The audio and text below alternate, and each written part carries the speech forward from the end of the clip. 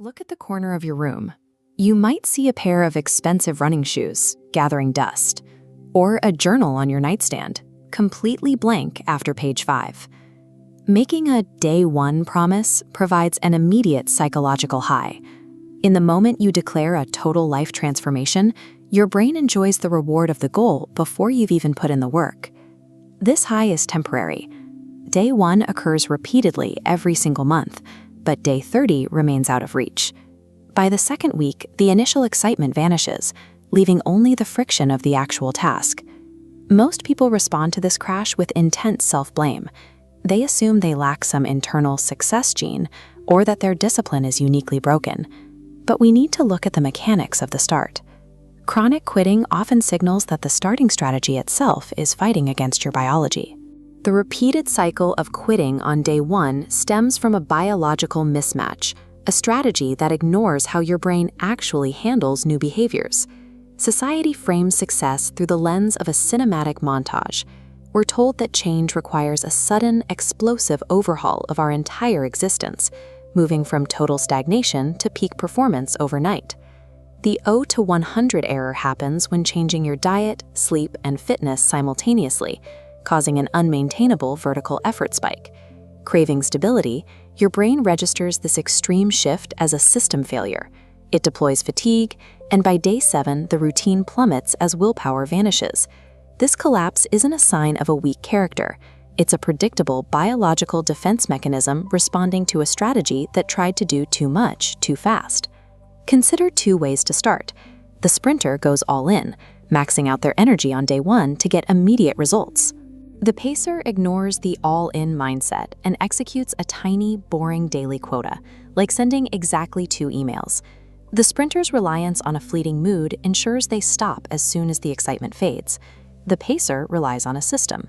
By sticking to their tiny quota, regardless of how they feel, they reach a volume of work that the sprinter could never match. Legendary heavyweight Mike Tyson openly admitted he hated almost every minute of his training.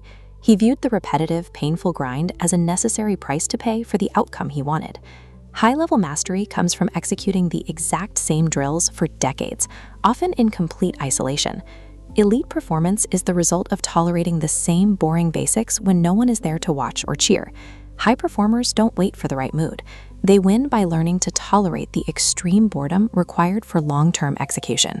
If you want to break the day 1 cycle, you need master habits, specific workarounds designed to bypass your brain's natural resistance to change. Rule 1. Kill the forever promise. Telling yourself you'll do something for the rest of your life creates massive psychological pressure. Commit only to a 7-day sprint. It's a timeline your brain can actually accept. Rule 2. The 2-minute rule. The hardest part of any task is crossing the initial friction of starting. If you tell yourself you'll only work for 2 minutes, the starting inertia flattens out. Once you're in motion, staying in motion becomes easy. Rule 3. 1 habit at a time.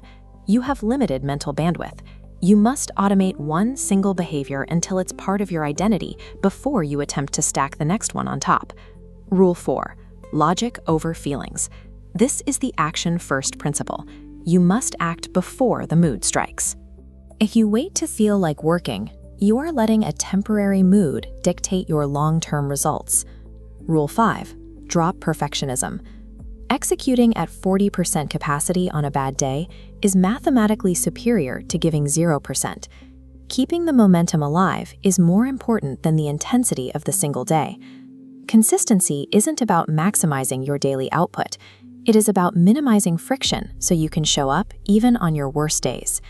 Real progress happens silently, in an empty room, doing the boring work when nobody is watching. There are no highlights and no shortcuts. You have a choice to make today.